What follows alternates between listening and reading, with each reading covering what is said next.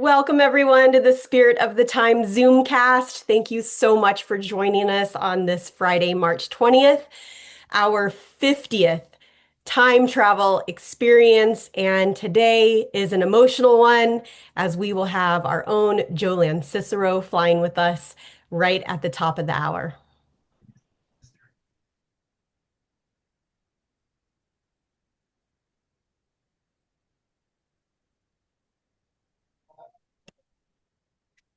A great funeral than Julius Caesar. Um,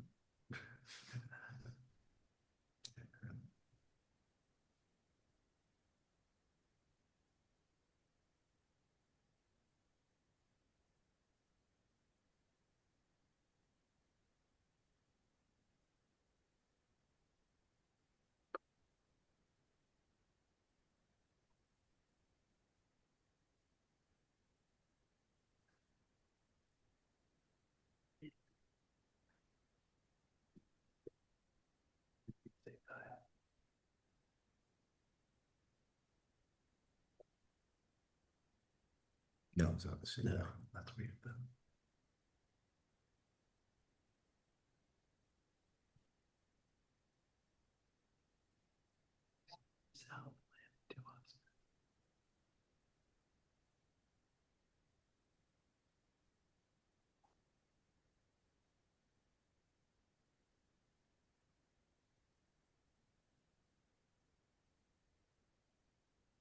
Who's clicking through the slides? For those of you just joining us, welcome to the Spirit of the Time Zoomcast. We are on our 50th flight today with our very own Joe Lanzisero. We will get started right at the top of the hour. So we'll just say we were just there during construction, or is okay? We saw Joe's dad. Oh, that's right.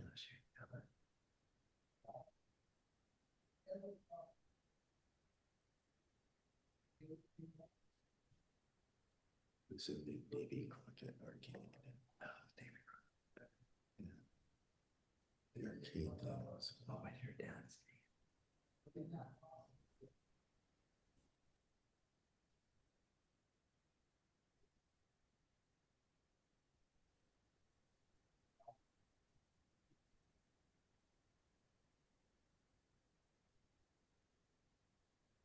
For those of you just joining us, welcome on this Friday, March 20th, as we are about to embark on our 50th flight with our very own Joe Lanzisero. We will get started momentarily.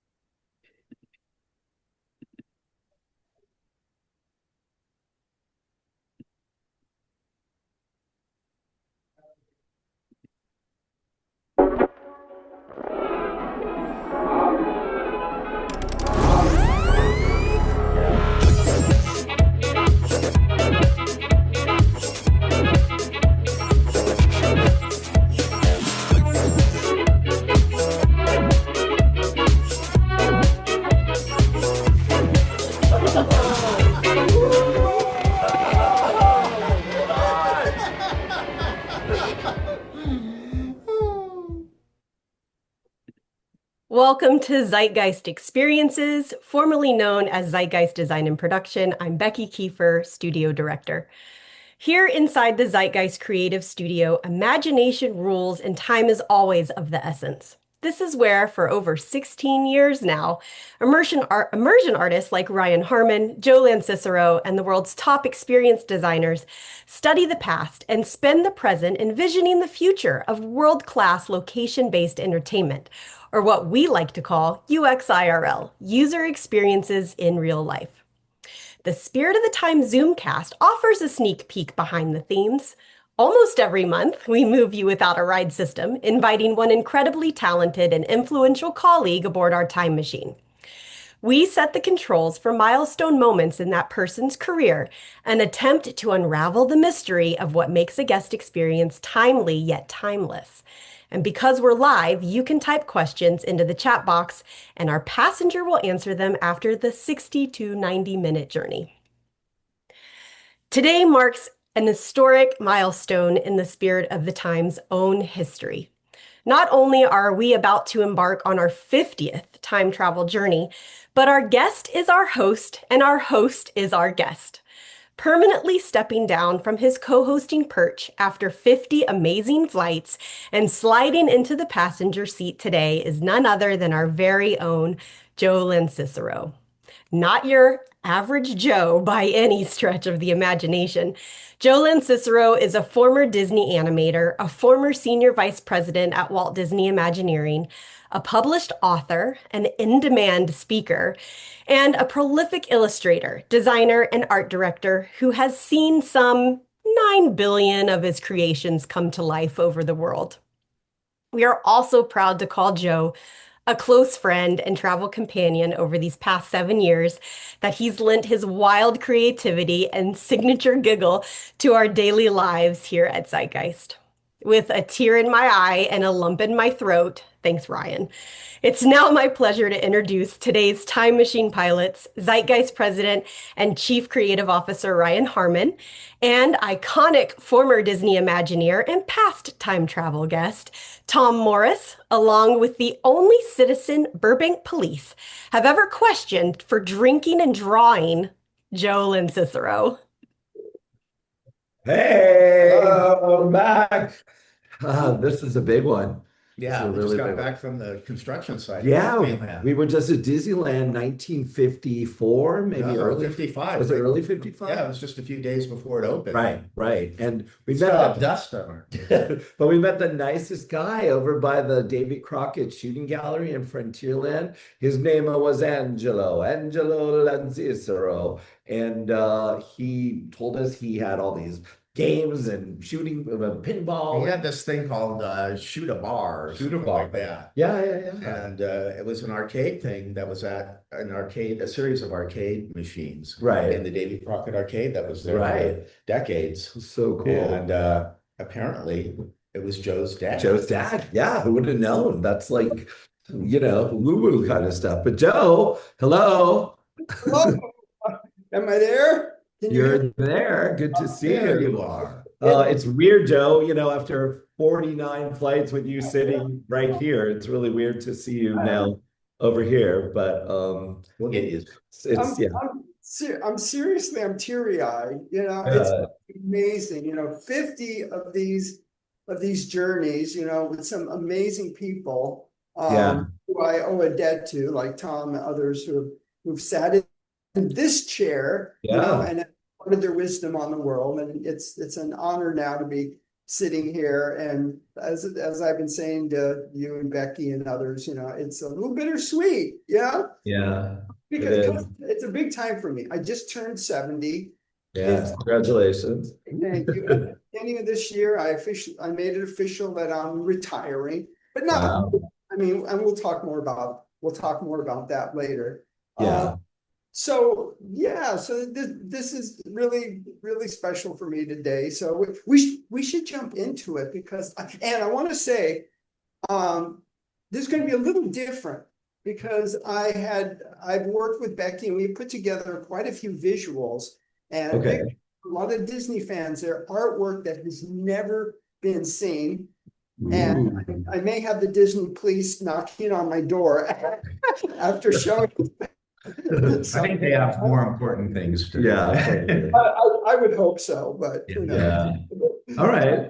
So that was 1955. Let's move forward just 1 year. And I guess your dad, didn't spend all his time on this construction site because some 9 months later in Burbank, Wait, California. is it possible that Joe was conceived at Disneyland? Oh, I don't We want to haven't go thought there. about Well, that. there were Oh, dogs there. there, so I don't know about that, but Maybe it inspired him in some way and that infected the genes that ultimately led him to what I right. do. Who knows?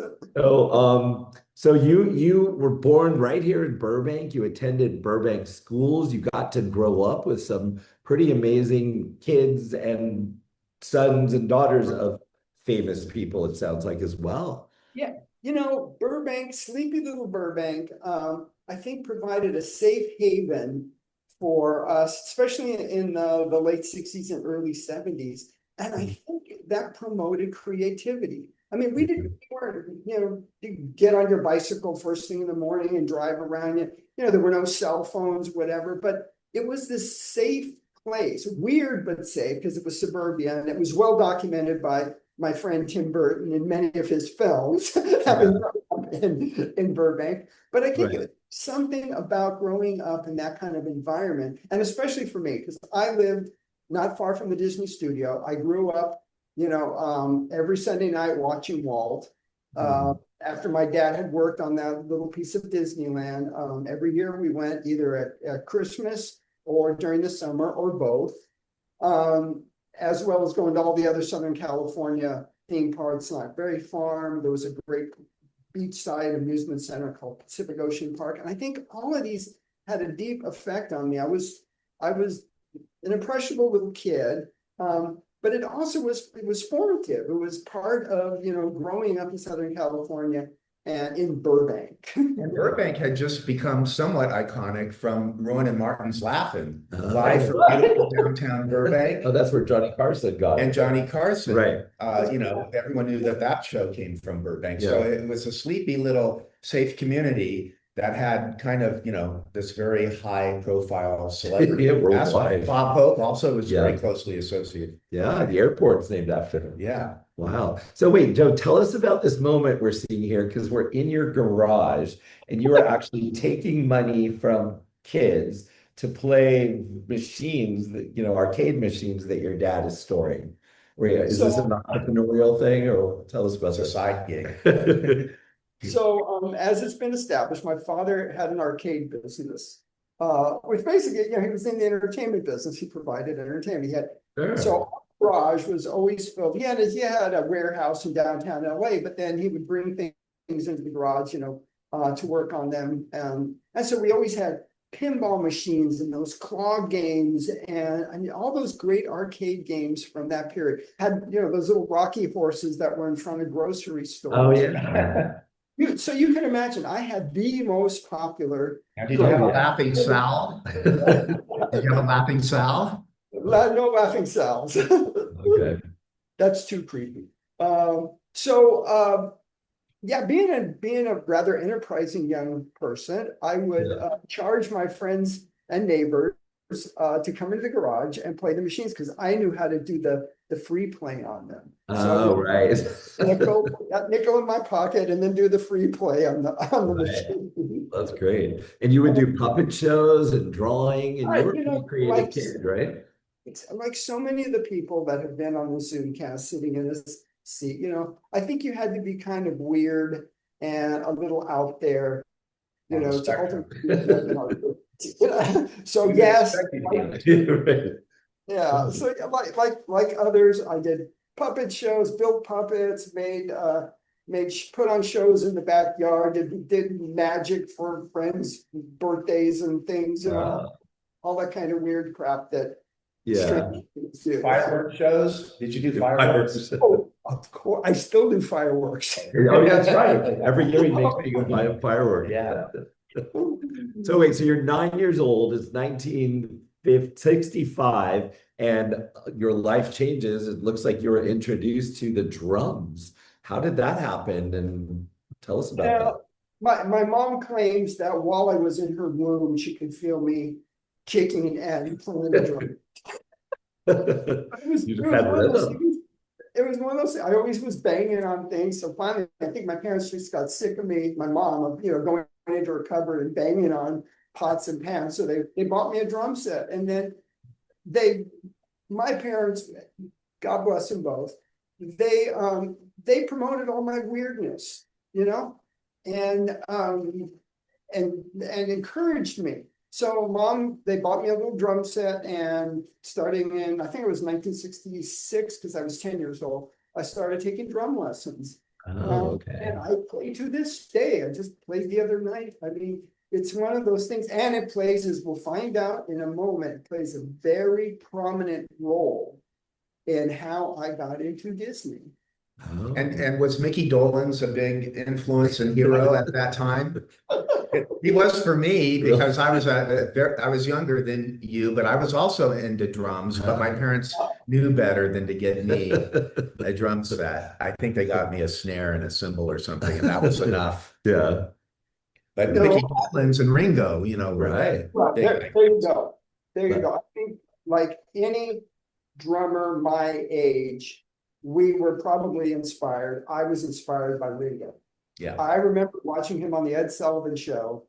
That was 65, I think. Right? Yeah. And so a year later, I'm playing the drums, because the one thing about Ringo, he made it look fun. And I was always about having fun, And I said, I want to do that. Well, I don't mean to reveal one of your guilty pleasures, but tell us about your love of Karen Carpenter. Well, because she was an amazing drummer. Everybody knows Karen Carpenter as, this angelic voice of the Carpenters from the 60s and the 70s, Carpenters band. But man, could she was awesome. Rip on those drums. Amazing.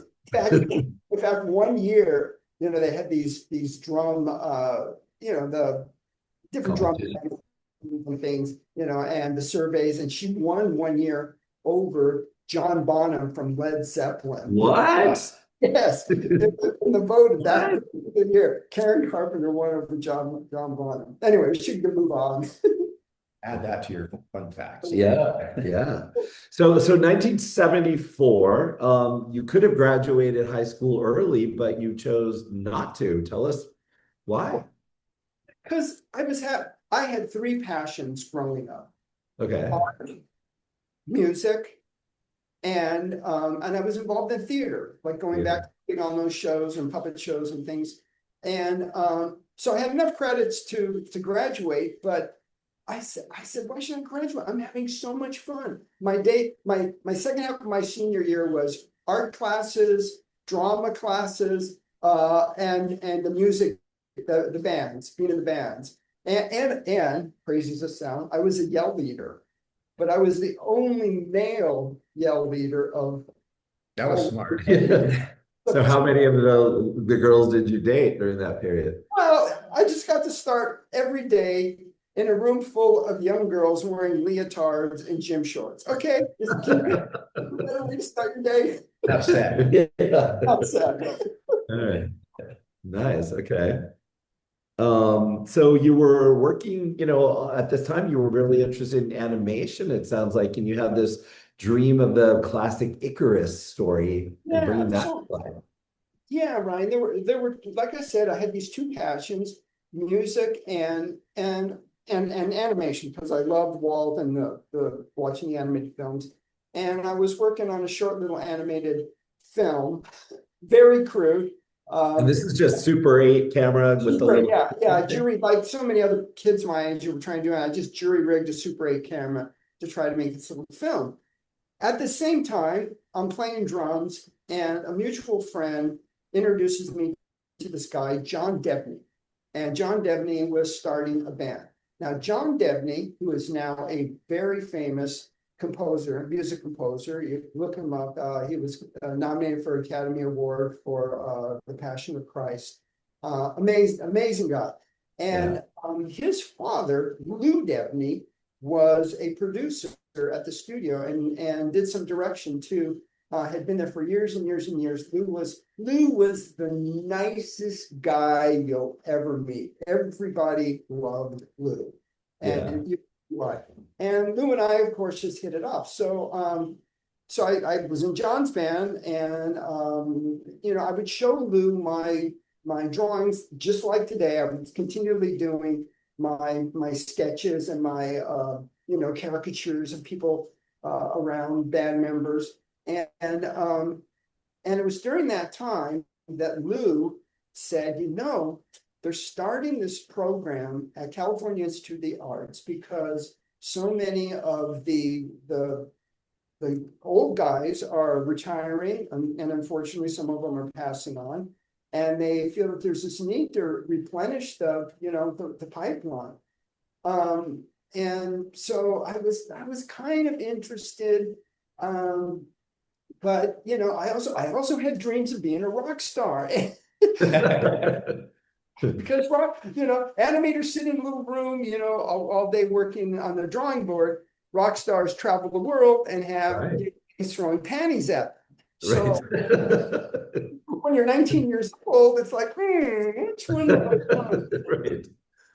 So, but as things turned out, and it's a long story, the band kind of had a little downturn, and so that motivated me to put the portfolio together. I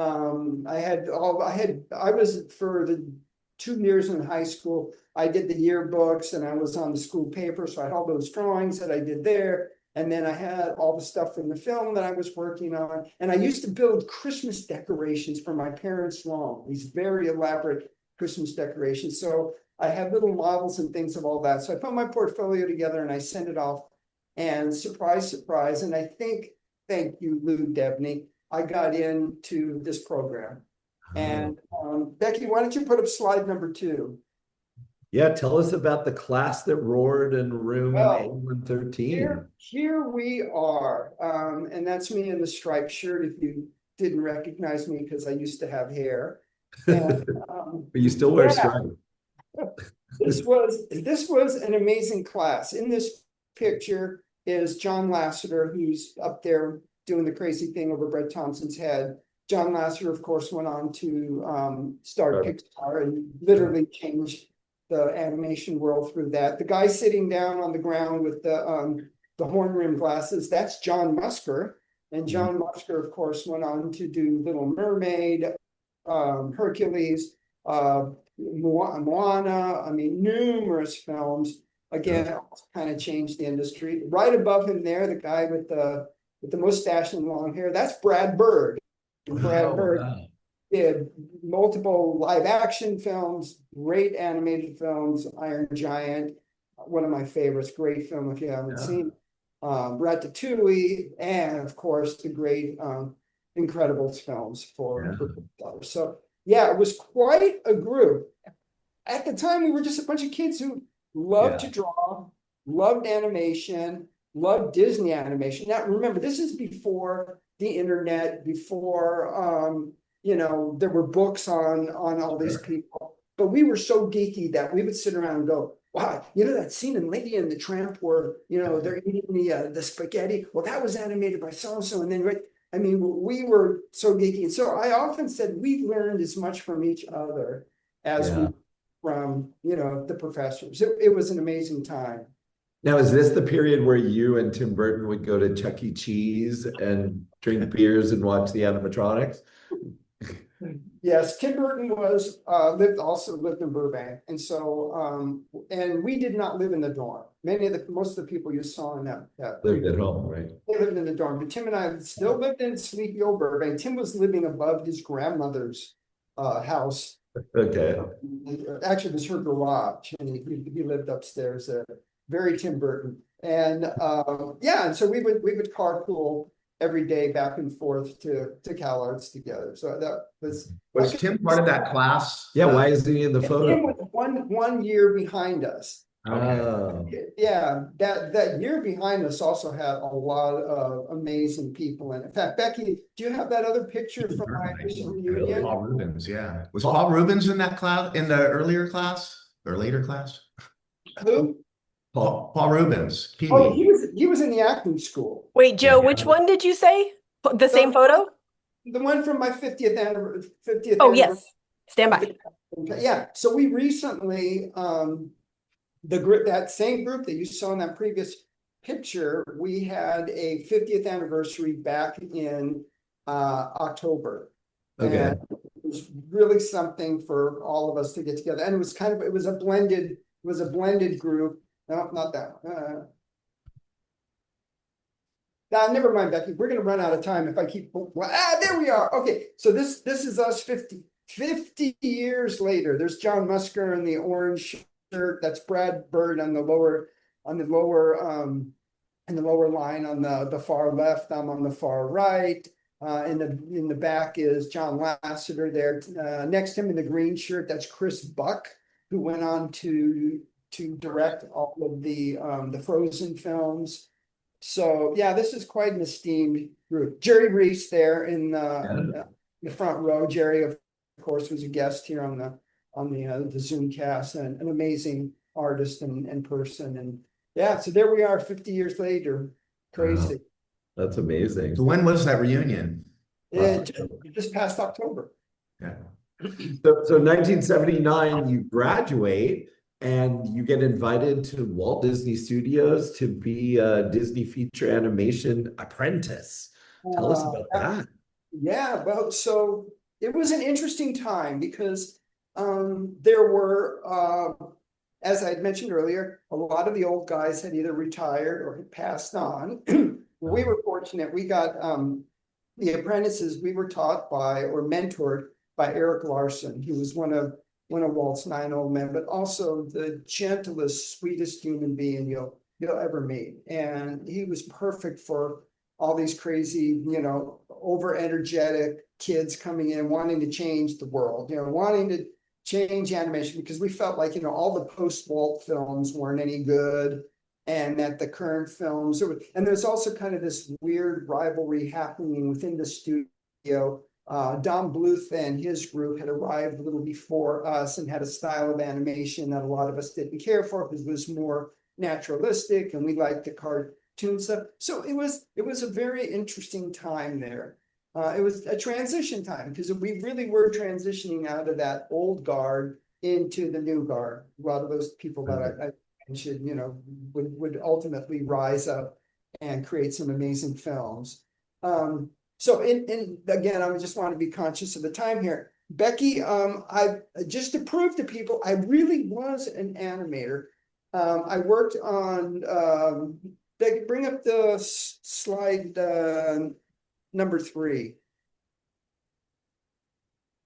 Yeah, so I worked on Fox and the Hound, The Great Mouse Detective, Mickey's Christmas Carol. You can see Figment down in the corner. That was my first kind of touch base with Imagineering, because I did a little bit of animation on Figment and some animation for the Meet the World show for Tokyo Disneyland that was also being developed at the same time as Epcot. And of course, I did a lot of early animation on Roger Rabbit. And those two, Roger Rabbit and the stuff I was doing for Epcot, were done by, we were called the Special Projects Unit. And we were kind of separate from the feature group. And one of the things we did, we worked on this short called Soccer Mania with Goofy, or Goofy Soccer Mania. And it was I think it was for the World Cup, they did it. And on that film, I got to storyboard, I got to do a little direction, and I got to animate. So I got one little piece here of animation that I storyboarded, animated, and directed. And just give you a little, set it up a little bit. If you don't know, in Duckburg, there are bad guys called the Beagle Boys, and the Beagle Boys wanted to kidnap poor Goofy. So they were in their lair scheming, and this is a scene of them scheming about kidnapping Goofy. So Becky, if you could run that clip.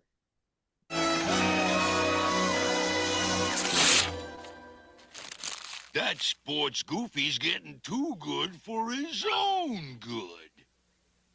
Then maybe we should arrange us a little get-together with him. Yeah, a real surprise party.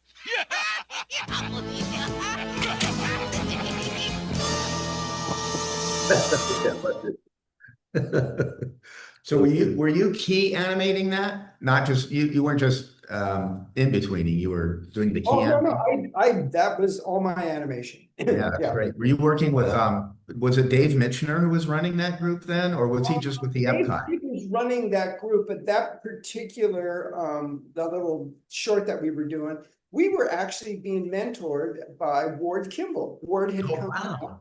Ward had come back to help us on that little short. So that That's was funny. I learned so much. Ward, it's so interesting, you think, Ward was this crazy out there guy, but he was actually very, very disciplined. And he was always about, the key pose communicating. I don't know if you watch that little piece. I remember him helping me. He goes, well, make sure you really hold those cards up clearly, so that the audience sees that they're cheating. You want them to see that, they all are cheating with the aces. And it's like, okay. It's the silhouette lesson Yeah, that we learned in the little guidebooks that we bought at Disneyland. How to draw Mickey, how to draw Goofy, and all of that. Have that whole thing about the key pose, and if it works in silhouette, then it'll work. Wow. Yeah. And these were a lot of lessons that I took to Imagineering that I'll talk a little bit more about later. But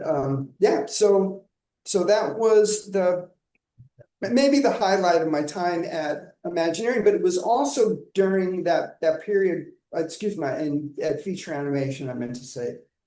But it was also during that period that I was, as I mentioned earlier, working on these little films for Imagineering. And we had also been, the feature animation group, we had been kicked off the lot. This is when Eisner and Wells had come on after the big hoop-de-doo where there was the green mail thing and it looked like Disney was going to be bought out and broken up. And then Roy Disney, in all of his wisdom and wanting to save the company, brought in Frank Wells and Michael Eisner, pretty much saved the day.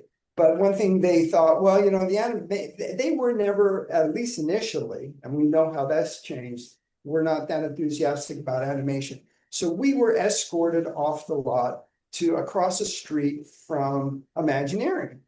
And then, of course, I started working on all these short films for Imagineering, and we'd cross the street. We also had access to the commissary cafeteria there. And I just remember walking around going, they're having a lot more fun here. Because animation is a pretty solitary art. I mean, if you're a director and you're working with everybody, but if you're an animator, which I was, you usually sat in your office for hours and hours by yourself, at a desk. And I am a people person, and I love being with people. And it actually was during that Sport Goofy experience where I got to do a little direction and some storyboarding.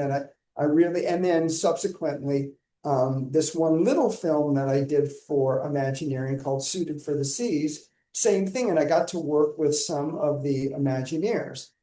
There were also some other things going on at the studio. I was slated to work on Roger Rabbit and go to London. And at the 11th hour, that fell apart. And I had also been working on this great short with Gary Trousdale, who went on to direct Beauty and the Beast and Hunchback of Notre Dame and other films. And they came this close to producing it, and then they pulled the plug on that. So I was kind of disgruntled.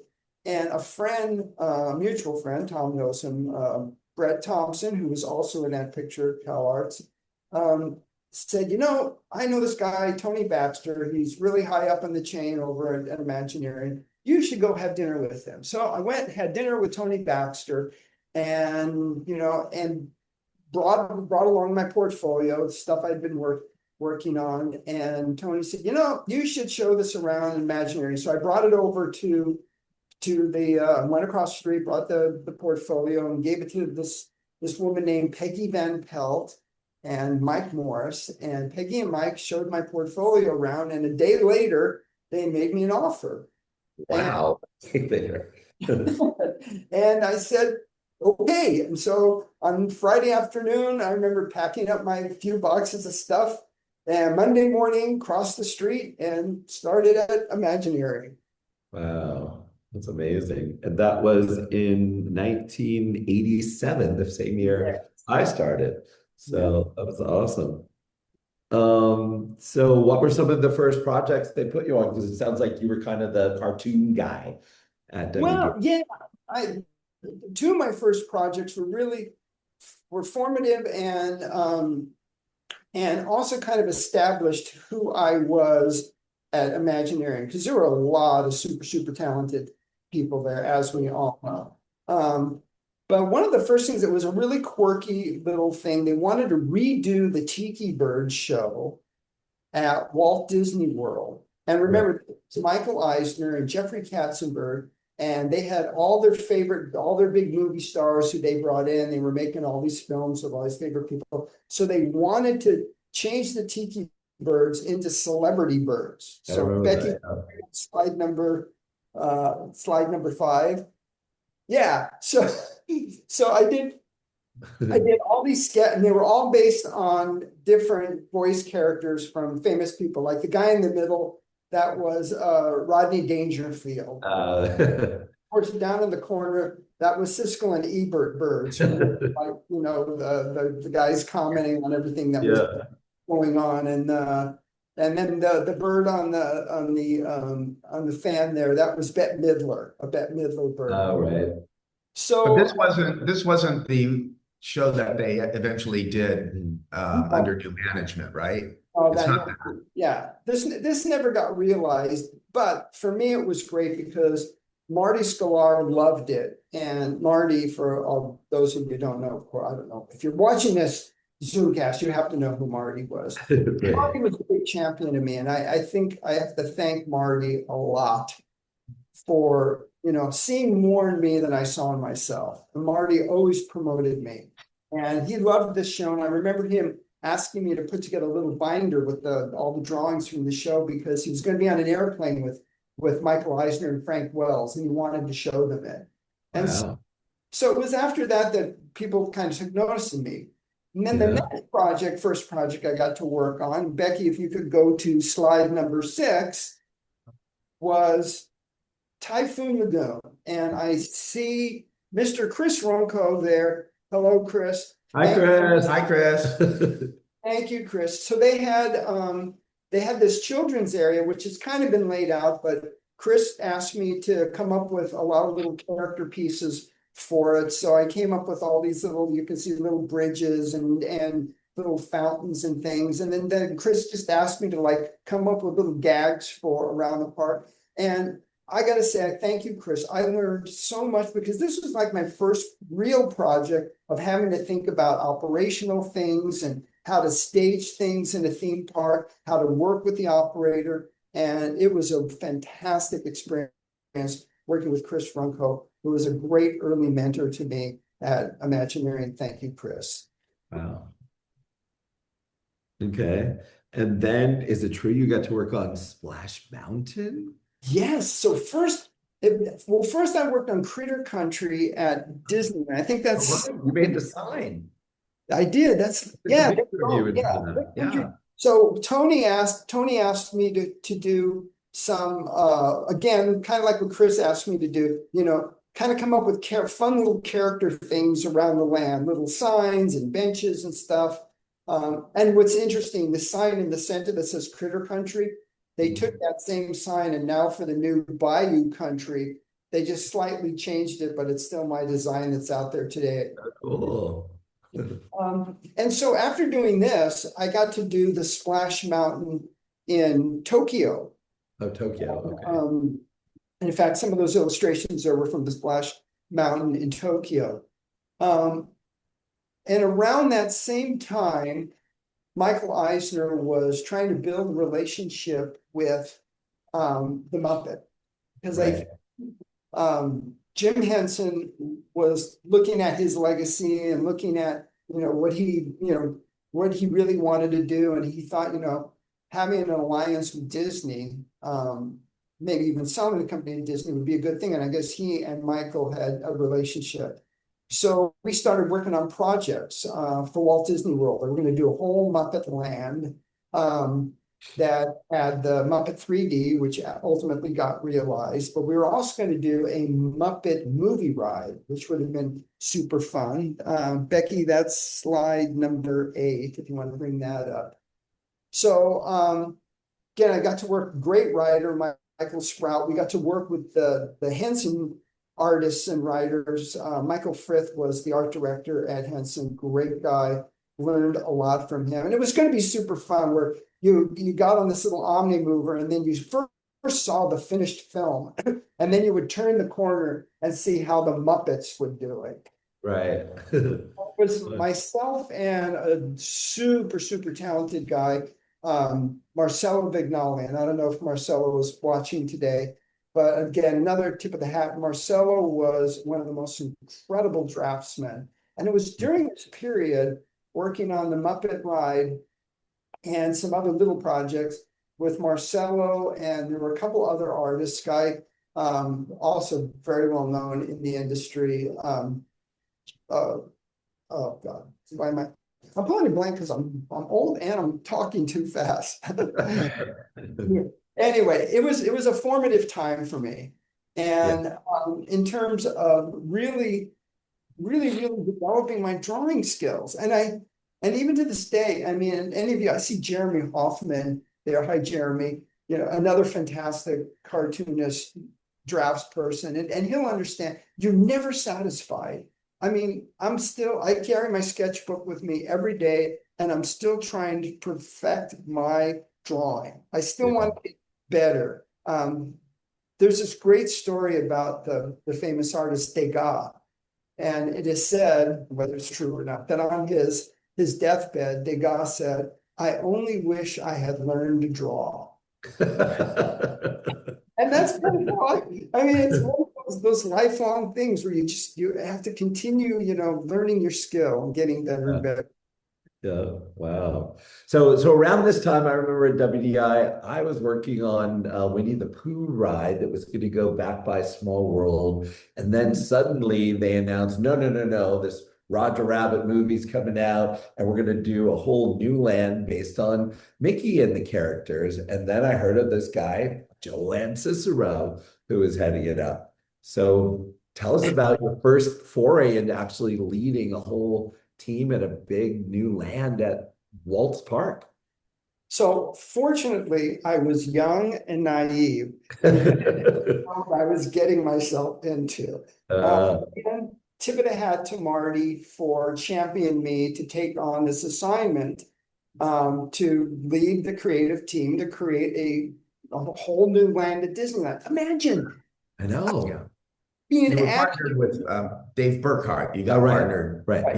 Yeah, they needed to bring an adult into the room. Yes, right. Exactly. Walt, Roy, yeah.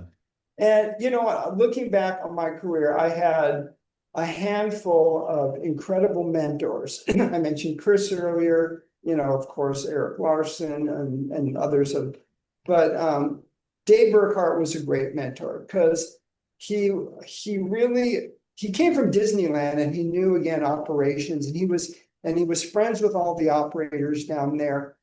He also came from CalArts when it was in the transition between Chenard and CalArts, and he was hired as like a summer work experience student. Wow.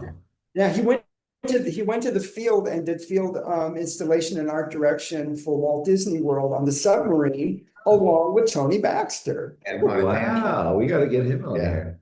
Oh. Yeah. So Dave was a great mentor, but more than that, he really helped all of us young people. I mean, I almost had like a daily therapy session with Dave, because at one point I was totally freaking out. It's like, trying to keep track of everything that was going on. And at that time, we were being led, WDI was being led by Marty and Mickey Steinberg. Yeah. They brought Mickey on to help get Euro Disney done, as you know, Tom. And I remember once going into Mickey's office and I was like on the edge about, oh God, Mickey, I had to go to Tahanga today and this stuff is behind. And then, the field construction, and he goes, Joe, Mickey from the South. He said, Yeah. Joe, sit down. Let me tell you something. He goes, there's only one way to eat an elephant, one bite at a time. Yeah, that's And, me. and I, you know what? That was some of the best advice I got ever. Yeah. Because true, you can only do one thing at a time. Yeah.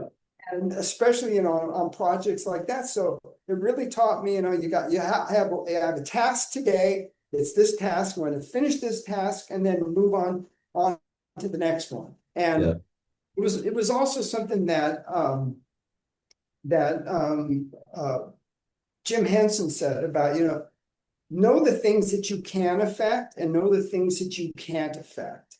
Right. And that's always hard, because especially for us, for ambitious people, you want to affect everything. Right. So knowing when to say, you know what, I really shouldn't put my energies over there. I can't do that, but I can do this. And I'm going to put my energies there and get that done. Well, another great piece of wisdom that you taught me is it better or is it different? Because just because you're changing it doesn't make it better, right? Or worse. Or worse. Yeah. So, And one of the things, as I got moved up the ladder and I was doing less and less drawing and more directing, I had to think about that more, because when someone would bring their work in, that's what I would ask myself. yeah. Is it better or is it different? And different would be bad. I mean, because I would, as a leader, or if you have a vision of something in your head, you have to be honest with yourself and look at that work and say, it's not what I would have done. Right. It fulfills whatever the criteria was for that piece of design or that piece of whatever we were doing. And if it fills that criteria, then okay, let's go with that. Yeah. There was too many leaders, and I gotta say, I learned as much about what not to do from people as what to do. And those leaders it was my way or the highway. And I don't think that serves anyone very well. Keep an open mind, look at things, make sure that you're always looking at the big picture and trying to remember, what you're trying to achieve and how whatever they brought you, does it fit that objective? And be honest with yourself. Sometimes it's better than what you had in your head, but if it's just, different but good, you have to go with it. Right. So one thing I have to ask you, in the Roger Rabbit cartoon spin ride, there is a large Joe Lanzisero and a large Dave Burkhart caricature as clowns that wobble back and forth. And that kind of started off you sort of putting yourself into attractions because you're also in the queue of Mystic Manor. Actually, it was not Dave Burkhart, it was Marcello Vignoli. Oh, it was Marcello. Wow. Yeah, because after Marcello and I did the Muppet Movie Ride, I brought Marcello in to do Roger Rabbit. In fact, I would say two people again, and I always said I stood on the shoulders of giants on so many of these projects. And two gentlemen on the Roger Rabbit ride. Roger was Robert Coltrane, who we had, who was in this scene. Robert, one of those great unsung heroes, did so many incredible things at Imagineering. But he was kind of my creative partner on Roger Rabbit when we got to the field. But in the design part of Roger Rabbit, it was Marcello Vignoli, who did all these incredible, wonderful drawings that really define the look and feel of that ride. Oh, and is he the one that thought to do a caricature of the two of you, and it just got past everything? Yeah, we just You brought in Jim Steinmeier too. Oh, for yeah. that finale, for that one last moment. Yeah, tell us about the whole.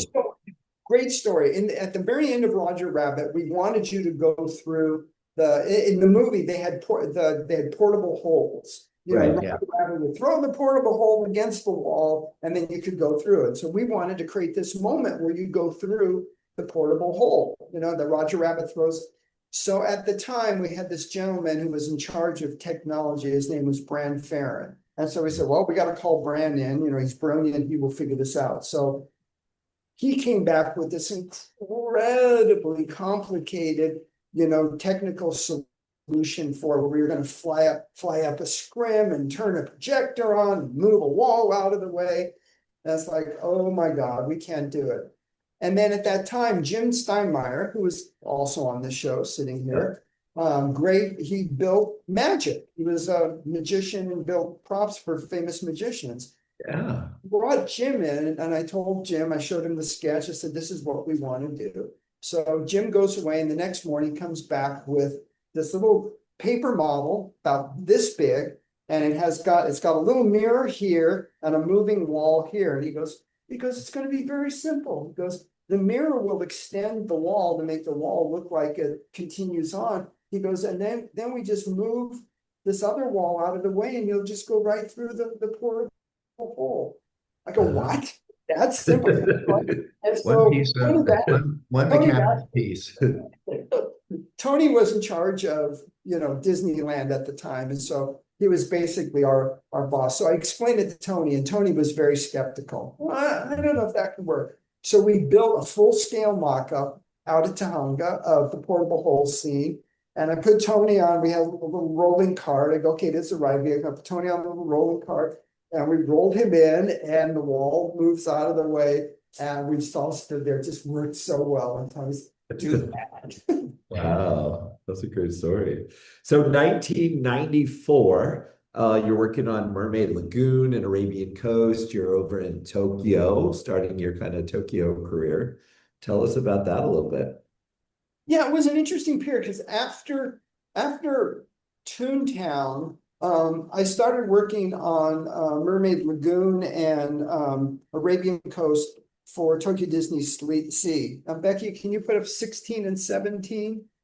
And that was really fun because they gave me 2 full lands to kind of do there's Arabian Coast, and you can see that was my first sketch of kind of the overall land, although it didn't turn out exactly like that. The elements that were in my drawing ultimately ended up in Mermaid Lagoon. And then next slide, Becky. And then, Arabian Coast. And then for Mermaid Lagoon, kind of the same thing. I'd come up with all the initial ideas for it. You can see my first initial exterior drawing, and then what ultimately ended up there. And a lot of the little rides and attractions I did the early concepts for, like this flying fish coaster that you see here. So it was I set kind of the foundation for all of it. And then I kind of had a little bit of a falling out with the team. And there were other opportunities at the time at Imagineering, weird little projects. They were going to build miniature golf courses down at Walt Disney World. Yeah. I mean, growing up in Burbank, we had 2 miniature golf courses. So I loved miniature golf. So once again, I got paired up with the great Robert Coltrane, and we did 2 miniature golf courses for Walt Disney World. Becky, if you could bring up slide 11. First one we did was Fantasia Gardens, which was across from the Swan and Dolphin hotels at Walt Disney World. And we actually, there was a contract, some kind of contract dispute with Tishman Company during the building of Epcot. And so they had this property that they had to do something with. So we built this little miniature golf course, and it was kind of fun because Michael Graves, the famous Black Cape architect who built the Swan and the Dolphin, actually had to have some hand in this. So if you see that little building on the right there behind Mickey, you can see my little Mickey drawing. That was actually a Michael Graves design because he was part of the lawsuit thing, and it was required that Michael Graves in some way touches all of this. So that was fun. And then after this, because it was extremely successful, they asked us to do a second miniature golf course. And this was next to Blizzard Beach. And again, a lot of these projects, they're built to kind of fulfill a business need. And I guess a lot of people, Blizzard Beach was so popular that it would fill up early in the morning and people would be left standing there with nothing to do. So they asked us to build a miniature golf course next to it. And I think it was the great Kevin Rafferty who came up with this funny idea. He goes, well, what if we, because Blizzard Beach, for those of you who don't know, is about a freak storm in Florida that drops snow on Florida, and they build this snow resort that becomes a water park. Yeah.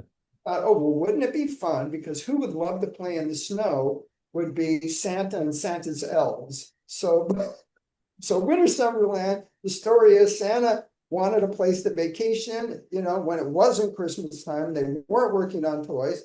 So they went to Florida. So half the elves could play in the snow. So there's 18 holes in the snow, and the other half could play in the sand. And there's 18 holes in the sand. Oh, wow. Okay. And that proved to be very, very successful. Wow. That's fun. All right. And then it sounds like the cruise ship business started to rear its head. Tell us about getting involved in cruise ships. Yeah, it was also during this time when I was doing all these little small projects. They were just starting to do the cruise ships.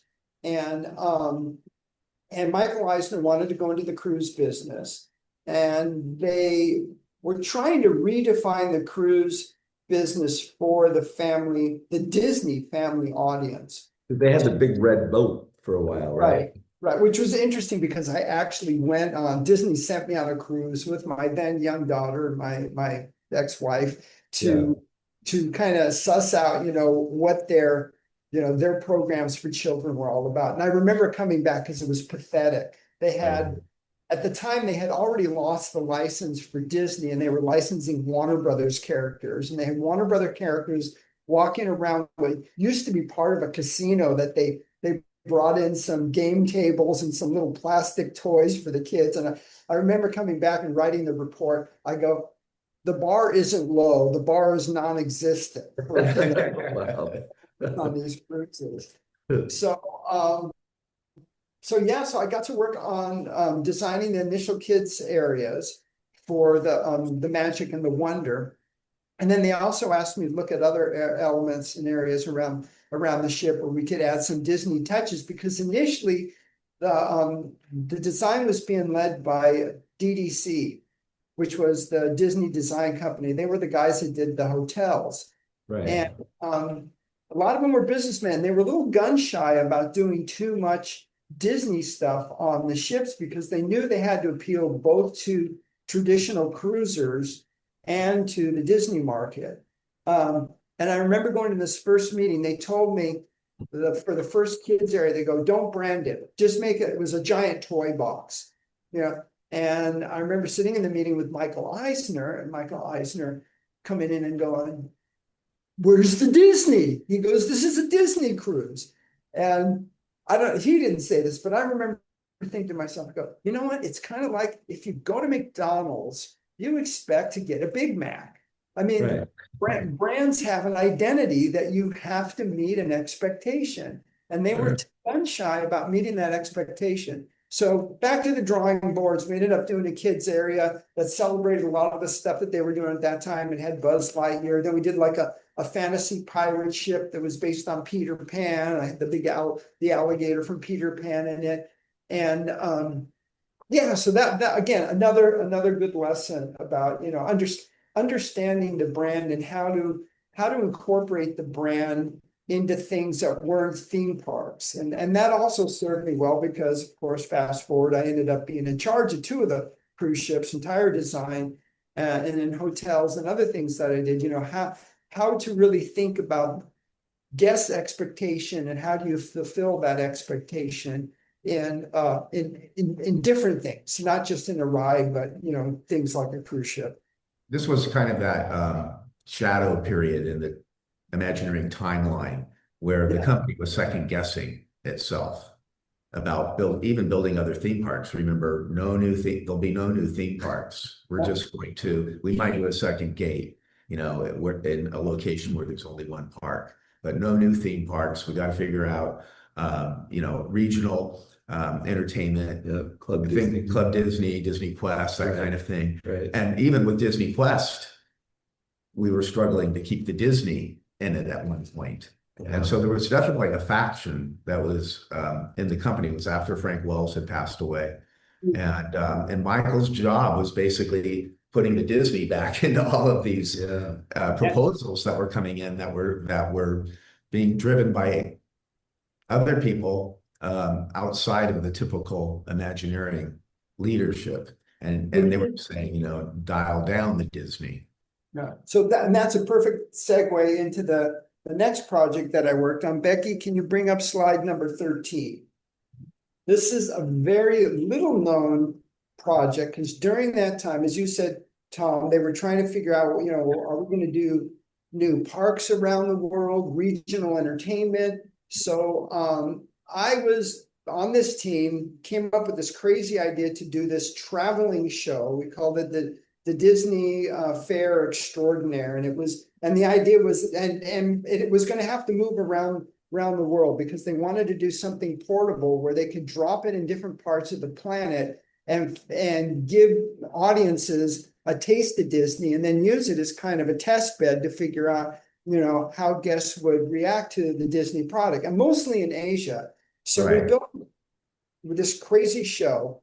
Was at the time, it was the largest traveling show in the world. It was second only to the Rolling Stones at that time had the Steel Wheel Tour.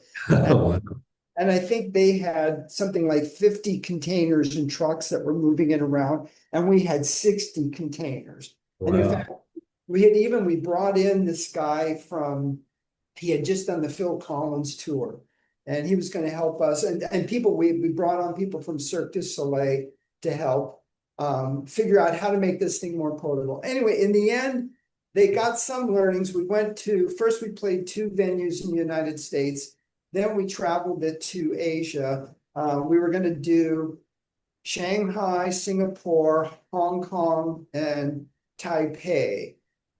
We ended up doing Singapore and Taipei, and it was just too big for its own good. It was too expensive to move around, and I think they felt like they got enough learnings out of it, and they pulled the plug on it. But it was what gave them the courage, I guess, to go ahead with Hong Kong Disneyland. That was one of the benchmark. They saw that it wasn't so much of that part of the world. They only knew Disney from some, especially in China, from some films, not all of them, because some of them were not allowed to be shown. But most of the understanding of Disney was through merchandise. Right. So they knew, you know, Mickey as a little plush creature, a little plush toy. Yeah. So when we showed Mickey as a 3-dimensional live character interacting with other characters, you know, they understood that, you know, there's all these other depths of experience that you could get out of a Disney park or some kind of Disney experience. Huh. So we turn a new century, Joe, and it looks like you are now a creative executive in charge of Tokyo Disney parks. Yeah. You've risen up, you know, your contemporaries in A113 went on to direct all these movies, but you are a rising star at Imagineering, taking on new titles and getting big portfolio. Yeah, you know, big portfolio. Yeah, generous portfolio. Yeah, is it the second most popular Disney park on the planet after Florida? You know, interesting. Again, lessons to those listening. I remember late in my career, not too close to when I left Disney. A lot of these young people would come into my office and ask me, Joe, how do I become a senior vice president? And I would stop them. I would say, you know, that was never my intention. My goal was never to be a senior vice president. My goal was to do all the things I had done up to that time, like, you know, just creating stuff. That's what I wanted to do. I was still that kid back in Burbank, you know, putting on puppet shows. Yeah, you're just getting paid to do it now. It's the same thing. Getting paid and doing it on a much larger scale. Right, yeah. And you know, for good or for bad, you know, my work was acknowledged and my ability to work with people was acknowledged. So it's the Peter principle. And Tom, you know this well because you went through the same thing. You keep getting moved up, you know, and you do less and less of what you do well, you know, because now you're directing others and telling it becomes more political. Yeah. the Yeah. job. Yeah. So, it was a big move for me, going from designing things to now being in charge of an entire portfolio. But fortunately, with OLC, who had lots of money, and we had a pretty good relationship with them. Or the land company, by the way, they're the ones that own Tokyo Disneyland. Now they own, Tokyo Disneyland, Tokyo Disney Sea. So I was fortunate again, and I look back, I had a lot of fortunate moments in my career, to get my first experience as an executive working with them, because it was kind of a safety net there, but I still, I was in charge of an entire park, and that was, where are we, Becky? I'm looking for my slides number. Slide number 14 and 15. Yeah. So it was fun. I had done Splash Mountain, and I had taken over from Eddie Sato, the great Eddie Sato. May he rest in peace. We just recently lost him. An amazing creative soul, one of the brightest stars of Imagineering, and afterwards, I loved Eddie. And Eddie had initially gotten the Winnie the Pooh ride there, which is amazing, off the ground, and I was fun because I got to finish it up. That was my first big assignment, finishing it up. Next slide, Becky. And then we got to do some other really fun things during this tenure when I was just in charge of Tokyo Disneyland. We had adapted the Buzz Lightyear ride from Florida. We did a whole new overlay for Space Mountain, which has now been torn down. They're in the process of whole new Space Mountain there.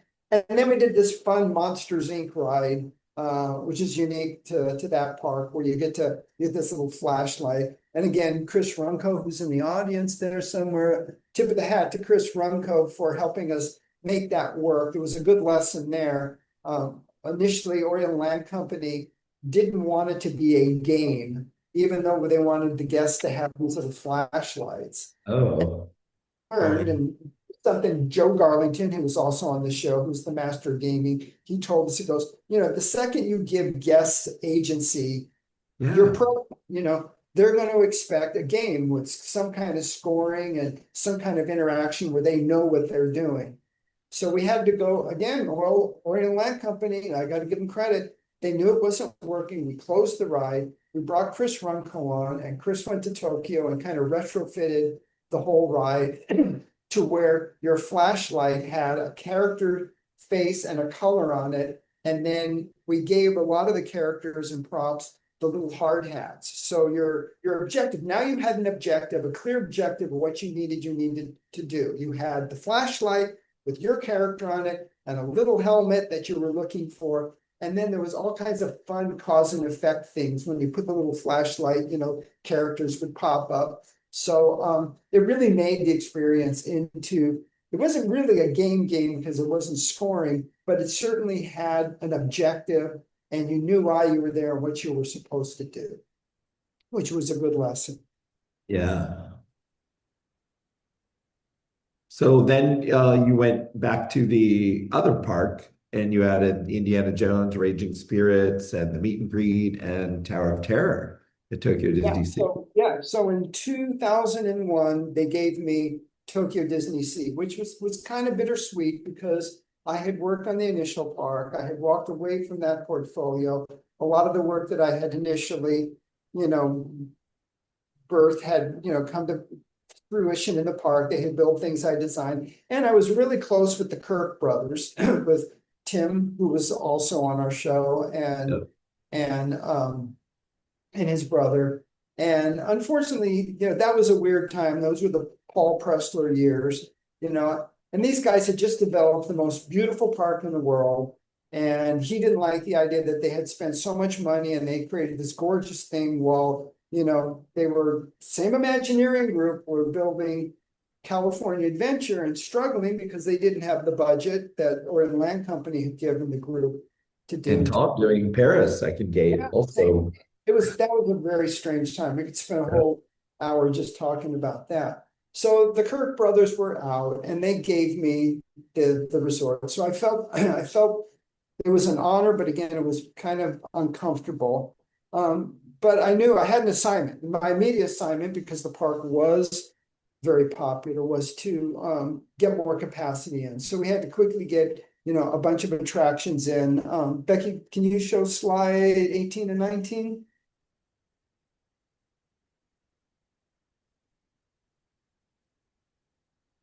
Yeah, so we quickly did, we adapted this roller coaster that they had done at Disneyland Paris, Indiana Jones coaster.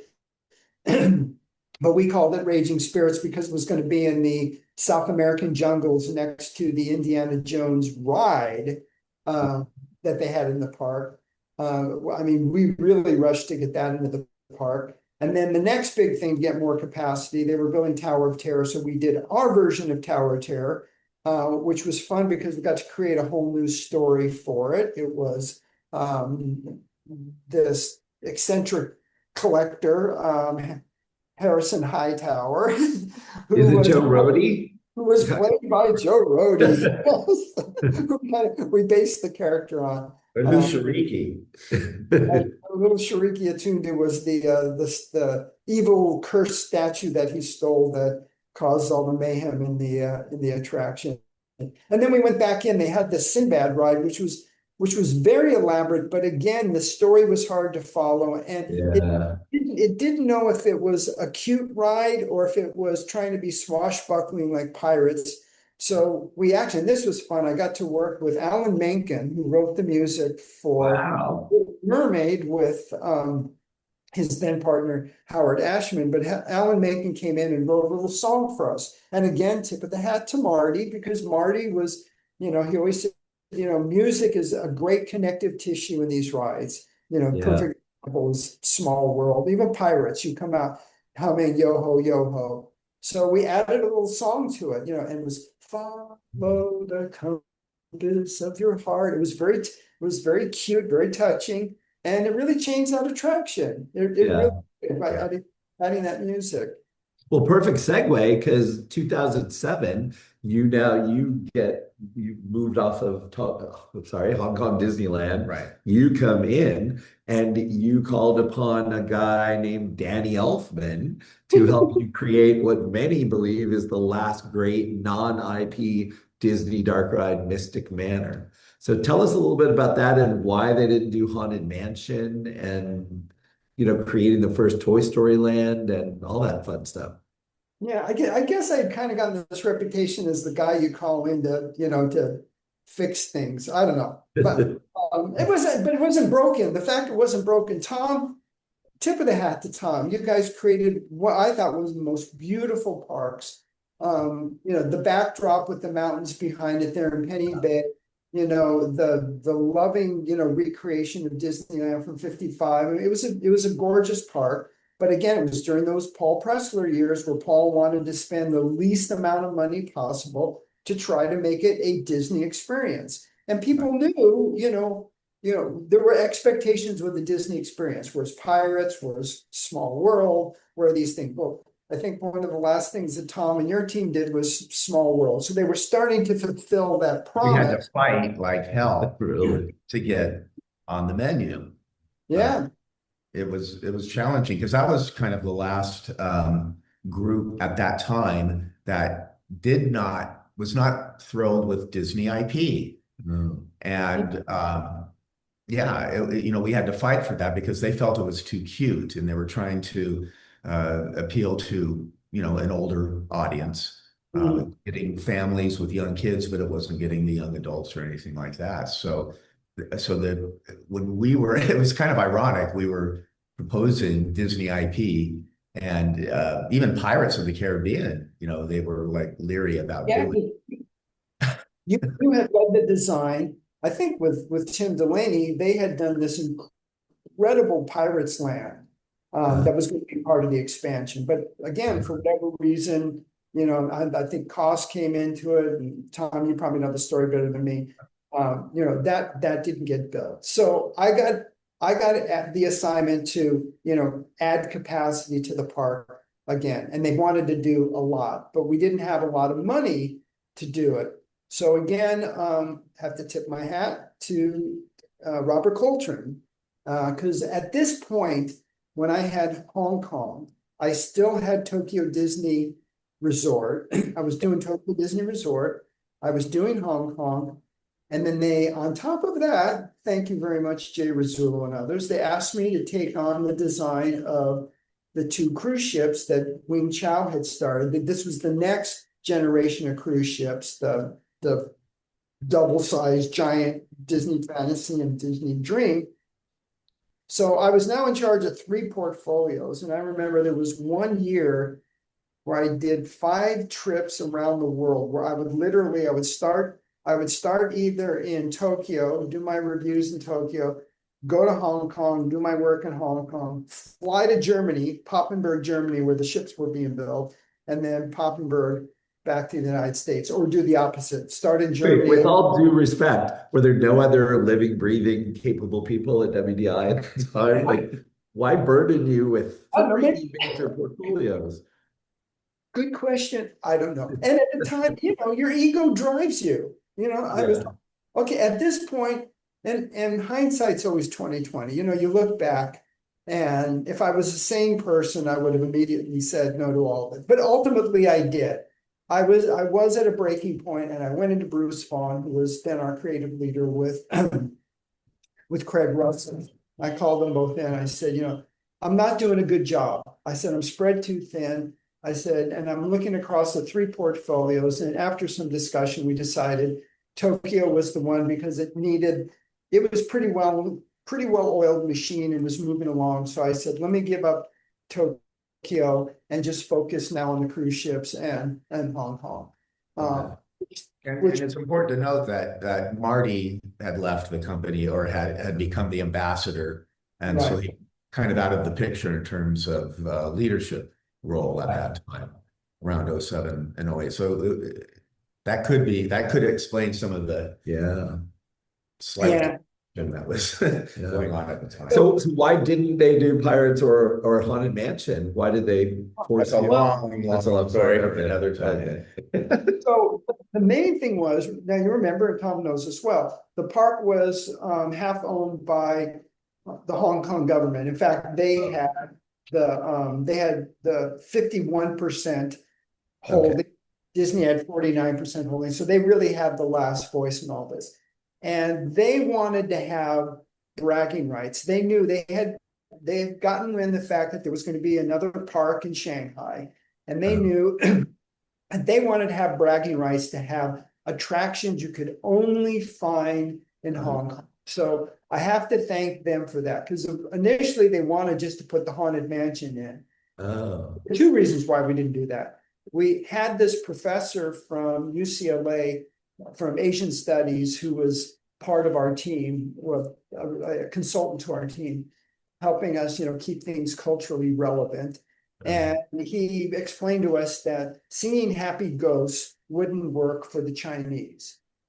So that's when we had the opportunity. We wanted to do basically what Yale Gracie and the other Imagineers came up with, the first Haunted Mansion, a large illusion show.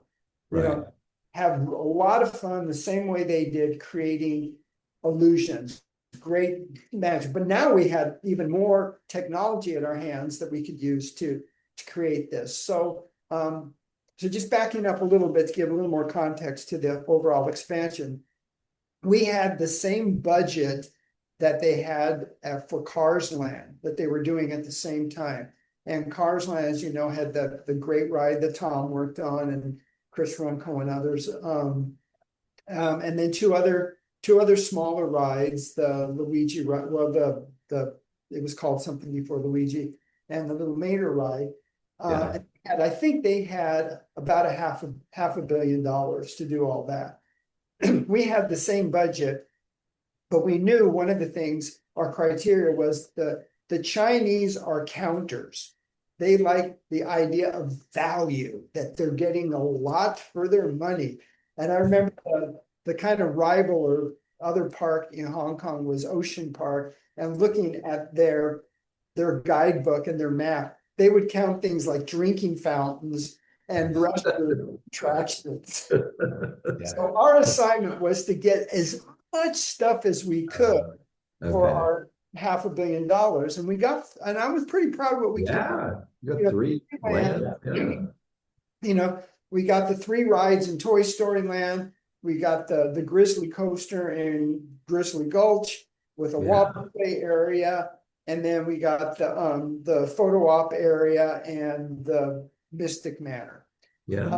So let's get back to Mystic Manor. So that, because again, they wanted a new story, hadn't been done before, but so we kind of built on that. There we go. We built on that same the story of the SEE, the story, the Society of Explorers and Adventurers, who Harrison Hightower was a member of, and now there was another member, Lord Henry Mystic, who kind of had the same hobby of going around the world collecting things, antiquities, and built this very eccentric mansion where he could show off his antiquities. And he found this little monkey along the way who became his kind of a surrogate son. So I really was able to use a lot of my learnings from imagination. And again, another tip of the hat to Robert Coltrane, who did a lot of the concept work on this. But the monkey was key to giving this attraction heart and soul, because they're cute, they're mischievous, and people knew, you know, and especially in the Asian culture, the monkey plays a very important part. There's the famous story, The Journey to the West, where the mischievous monkey must learn from his mistakes. And so basically we use that as the basis for this whole thing. So they find Lord Henry Mystic and the monkey, they find, there he is, wonderful. And they find the, and I think somebody, there may even be a Chris Runco sketch in here too. Ethan Reed, I don't know if Ethan Reed's watching today, but tip of the hat to Ethan, because he came up with the final design for the monkey and actually animated him in the field. And in fact, Becky, bring up the little film. I wanted to show, this is, I don't think this has ever been shown publicly. This was a little animatic that Jerry Reese helped us with. We brought Jerry on because Jerry was going to help integrate a lot of the special effects.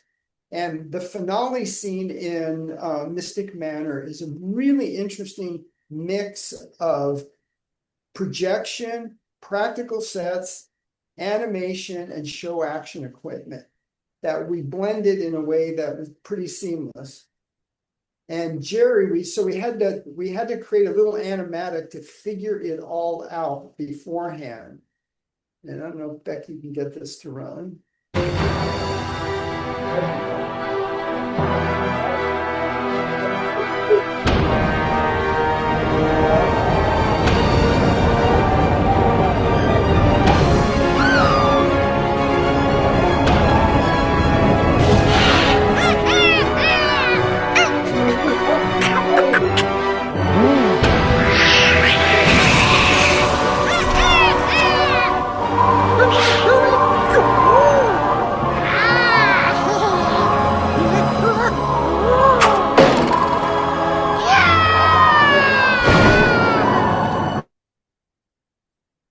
So cool. We did that to figure out a whole bunch of things, because there was so much going on in that room. We were using, half the room was practical, half the room was projected.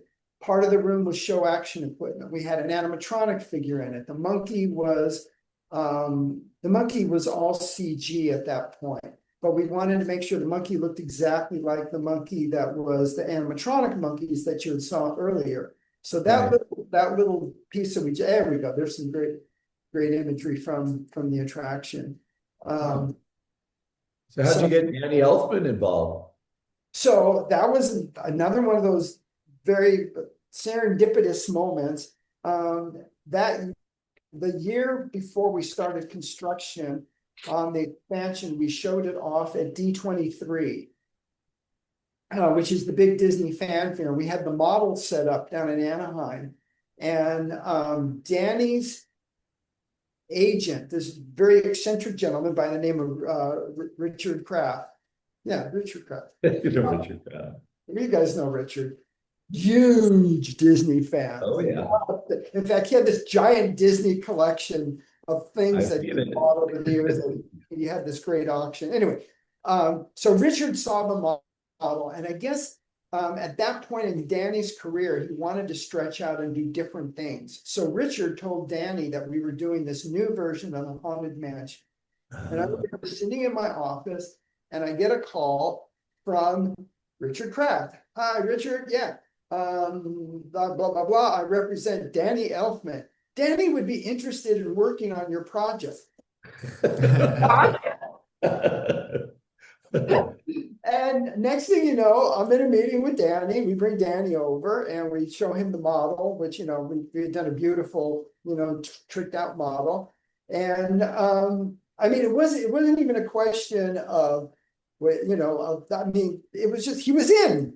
Danny Elfman was going to do the meeting. And it was perfect because we want the overall tone of Mystic was that it was Disney scary fun.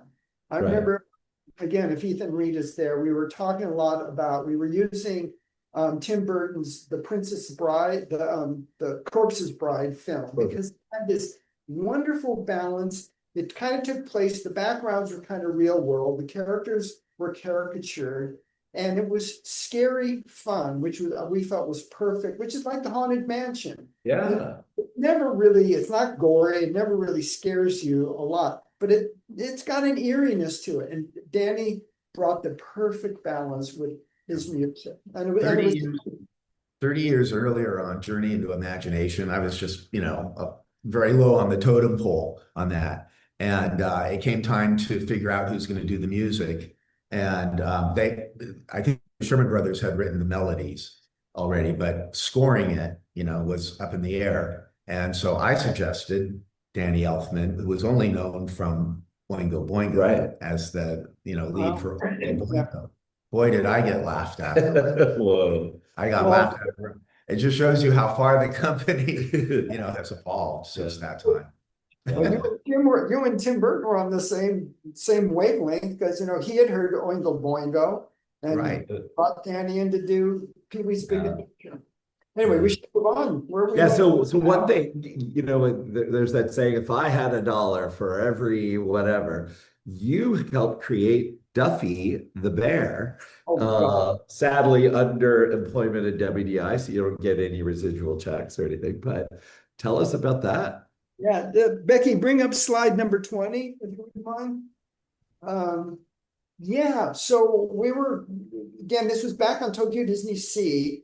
And early on, they had a lot of discussions about which characters could appear in Tokyo Disneyland and which characters could appear in Tokyo Disney Sea. Right. And I mean, it was well intended because they didn't want one park to cannibalize from the other.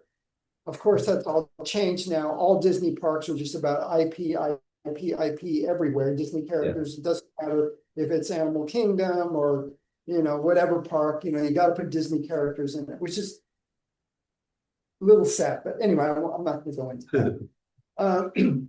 So there had been merchandise had told us that there was this character that they wanted, this plush toy they wanted to introduce to Japan, and it was called the Disney Bear that they had created in Florida.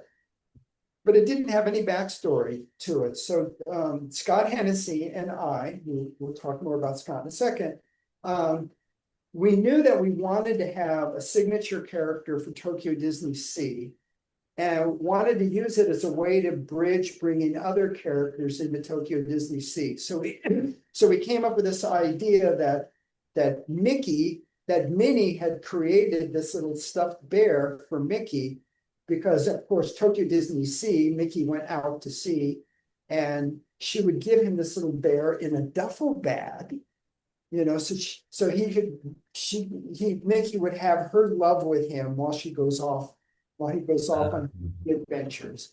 Okay. And so we gave him this little sailor outfit, and we made a storybook. I did all the drawings for the storybook. Oh, yeah. And then we had the great Julie Svensson do these wonderful watercolors. And we gave it to then president of Orient Land Company, Kagami. And we told him, this is a great opportunity to introduce a new merchandising character into your parks, but it'll be much bigger. It'll be this bridge between characters bringing characters into the park and creating merchandise. Well, man, we had no idea it was going to take off the way it did. It became a juggernaut. It started selling immediately, crazy. Then they made cotton. And by the way, OLC was great at merchandising and making great products. So they knew that they had a winner on their hand and immediately started supporting it with more costumes. And then they created a whole family of characters. Again, the great Ethan Reed worked on creating, this whole family of characters. And for whatever reason, I know why, in Asia, there's this love for things cute, particularly in Japan. And this love for all these little plush characters. And so it's become a phenomenon there. Yeah, that's amazing. So we only have a few minutes. 2012, you become a children's book author. Yes.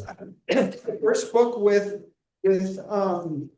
Scott Hennessy, this Cat's. We can't put it in front of yourself. There you go. There it is. Cat's Katana's Gone. Uh-oh. Which was, did you see it there? Yeah. Yeah. It's still available on Amazon if you want to buy it. That was fun. And then where are we? Just to finish, let's finish Imagineering so we can move on from there. Yeah, 2016. Yeah, well, this guy Bob Chapek arrives, and Bruce Vaughn is out. Chapek is in, and Chapek, I was not a big supporter of him and some of the people that he put in leadership roles at that time. I'll just leave it at that. Yeah. And to be on my expiration date anyway. So it was obvious it was time that we wanted to have a parting of the ways. So they showed me the door and I left. And in hindsight, it was the best thing that could happen to me because I was no longer happy. It was no longer the Disney that I loved. And they were, especially with JPEG, they were taking the company in a different place. And we all saw where that ended up with JPEG. Right. So, and some of the other executives who were in charge at that time. So, again, And you've been there 29 years, right? What's that? You've been at WDI alone 29 years. Yeah, plus almost, years. my 30th year. Yeah. So, left Imagineering, and my intention was to consult like a lot of the other people who left.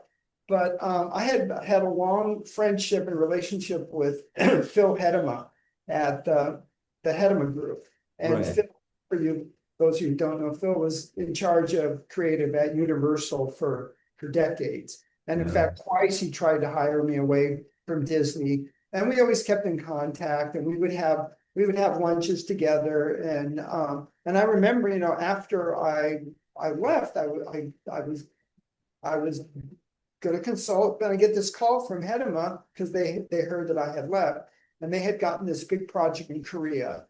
And asked me if I would come in and lead this project with the CJ group, who was kind of like a K-pop park, right? Like they wanted to do a big K-pop park. So here I left Disney in February, and in March I'm on a plane going to Korea to this multi-billion-dollar project, which was really fun. It was different. And I could go into, the differences working with the Koreans, as it was very different from the Japanese, as it was different working with the Hong Kong Chinese. There's lots of lessons there. Great experience, but for various reasons, they pulled the plug on the project. We were a couple of years into it. Yeah. At the same time, at Hedema, Phil and the group had been asked to take on some of the early design work for the Universal Epic Universe Park. And that was fun. So they asked me to initially head up the How to Train Your Dragon Land and the Celestial Park in the center. And I got to work on those with the teams. And we had a satellite office in the Universal Creative Offices in Florida, which was really fun going back and forth working with them. Yeah. And then ultimately, Mark Woodbury, the head of that project, pulled all the work back to Florida. Hedema stayed on and did some of the work. So I found myself like in this weird place. I was kind of not really that busy with Hedema. Yeah. And I got a call from Chim Along in China, who who flew me out there because Mr. Sue knew about me and wanted to have me work on projects. So that was when I got in contact with Ryan, because I saw there was potential there, but I didn't want to work in China on my own. And I had done some work with both Ryan and Tom. We had worked on some parks in China together doing freelance work. So then I became part of Zeitgeist so that we could do the work with Mr. Sue. And that was like 5 years. Yeah, 5.5 years, almost daily. I don't know how many trips we did. And we did some great work. Becky, can you pull up the Beartown slides 31 and 32? Amazing stuff. We did this incredible animatronics show, numerous versions of this. I had so much fun. I did find all the characters. I got to design the facades there, you can see, and we worked with a bunch of different people on coming up with the theater and how the theater would animate. We had a great time. Ryan will attest. We got to travel to China. We got to do a bunch of different projects besides this during that period. But the frustration was, it was right when COVID hit. Yeah. So most of what we had proposed didn't get built. Nope. We did have a fun time. Becky, bring up slide number, where's 33 and 34? Yeah. The stuff from the but there we are, Hershey. Oh, yeah. That was super fun. Hershey Park. We brought back Halloween to Hershey Park. They wanted to do a not too gruesome, scary Halloween stuff. So it was fun because it was kind of like Mystic Manor for me. It was how do you come up with things that were weird and kind of, on the edge without having, chainsaws and clowns with no blood kitties in their hands. We did three of the 4 mazes that were very successful. They've been running multiple years. And don't forget, we did the City of the Dead in New Orleans. That was super fun. Yeah, but again, COVID came along and pulled the plug. Yeah. It was going to be a really fun interactive museum. Yeah. So that kind of brings me to the end of my career. Yeah. Well, you published another children's book just last year, Lemonade. There, hold it in front of yourself. There you go. Lemonade Yellow Bear. And this was done mostly as a gift to my grandchildren. I have 2 adorable grandchildren, Indian Ever, age soon to be 6 and 4. And they just have this wonderful love, like all kids, that the world is magical when you're that age. And so I wanted to do something as kind of a snapshot in time for them. So when they look back, they'll remember that there was this time when the world was filled with wonder. And that's what Lemonade does. He goes around and finds the wonder in the world as long as it's yellow. It's about all things yellow except the most obvious. Yeah. Banana? No. And then you have another book that you just worked on as well. And not right about the time when I left Disney, I got involved with this group in Austria called World Usability Congress, who's a world group of user experience professionals, UX group. Right. And it's been a wonderful experience for me because it opened up a whole new world of ways of taking all this great stuff that I learned at Disney, but applying it to a whole variety of different things. And you became keynote speaker every year as well. Yeah, every year I get to speak at this wonderful conference in Austria. So the head of that group, very bright man, I love this guy, Hannes Robier, asked me to co-author a book with him about, there we go, creating transformative experiences. And this book is not about theme park design per se, although use a number of case studies that I've created using projects that I did on the cruise ship, projects I did in Anaheim and elsewhere in my career as a way of exploring how you get to the core of what makes an experience memorable. And creates something that has a wow aspect to it. Yeah. So going back to when Becky introduced you, that time you were pulled over for drinking and drawing, I understand that's the title of the newest book that celebrates your connoisseurship of all things cocktail. So So for the tell last us about couple of years, this. well, I'm married to this incredible artist woman, Monica, who many of you who are watching knows Monica, and she loved to travel the world. So I am happy to follow her around the planet. And one of the things I love to do when I travel is to sit at bars and talk to the bartenders and get recipes. And then I had this idea because I do a lot of sketching about the local characters, that inhabit Yeah. places and mythology of those places. So I had this idea of kind of blending all that together and creating this book that I'm deep into right now. Hopefully get it published by the end of the year or early next year, called Drinking and Drawing. So that's Awesome. time now. So Joe, at the end of every flight, we ask the burning question that you and I established about 4 years ago. With all of your wisdom and all of your years creating these things, what do you think makes a guest experience both timely and timeless?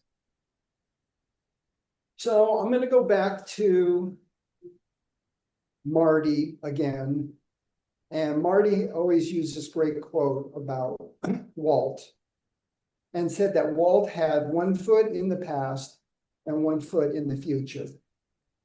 And that foot in the past was about, understanding his brand, but also understanding the human condition, what makes us human, and I think Walt was, and I remember having conversations with John Hench about this, he was a very intuitive person, but he understood the human condition, and Walt had that great quote about behind every smile, there's a tear, or was it behind every tear, there's a smile. But, understanding there's this kind of realm of being human that's about, being connected to emotions and how you use emotions to deepen the experience in parks, movies, etc. But then that other foot was always in the future. I mean, Walt was amazing at, embracing new technology, creating technologies, the multiplane camera, doing the first stereophonic film with Fantasia, animatronics, all these things. He always wanted to find what's that great thing I'm going to be able to use to tell timeless stories. Right.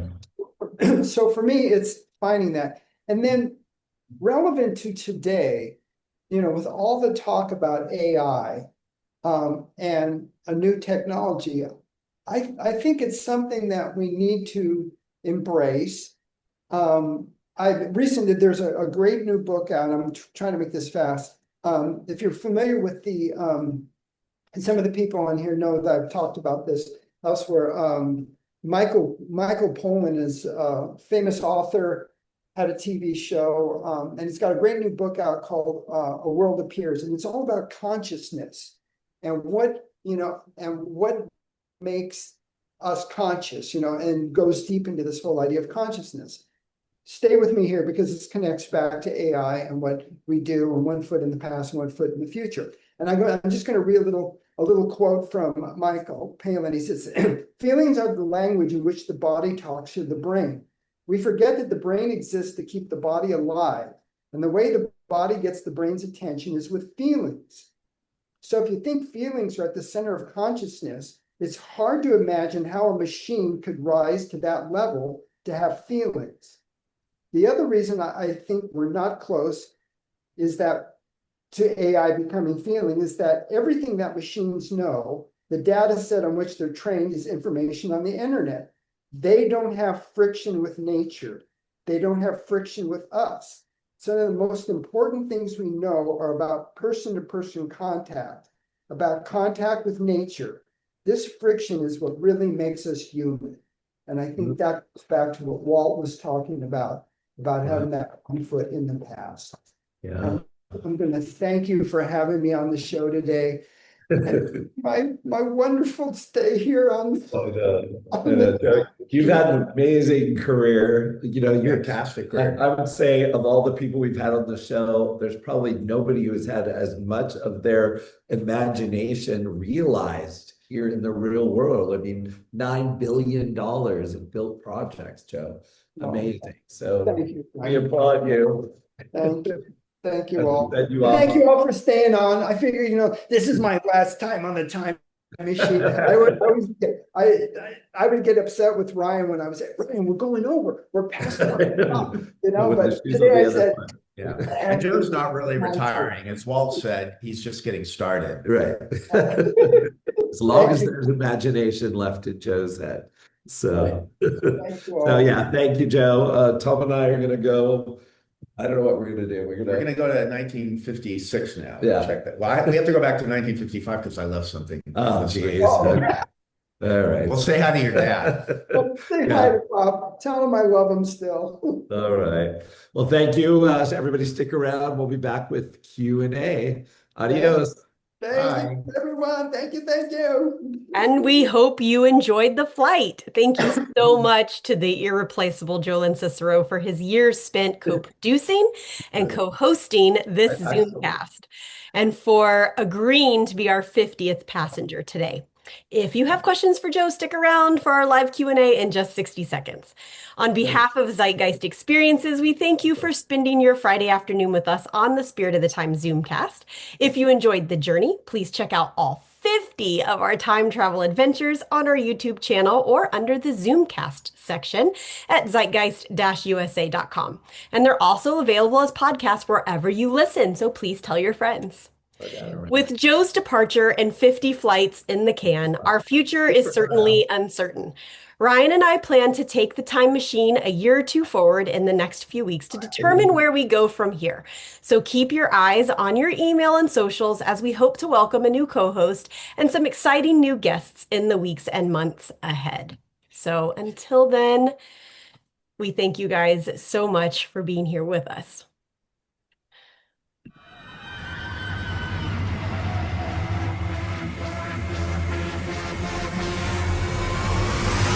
La la la la la la. Get it.